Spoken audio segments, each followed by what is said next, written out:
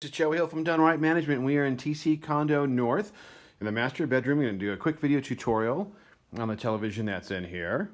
And this is a fairly straightforward setup. It's a Samsung television with a smart-enabled Samsung Blu-ray TV and cable 1. So you have the source button.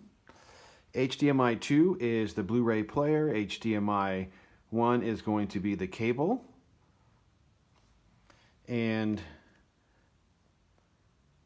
the nice thing is that you can actually log into your Hulu, Netflix, Prime, any of your streaming services. So if you have any further questions on utilizing the TV while you're here, you can reach out to us at DoneRight Management. Number's 208-634-0030.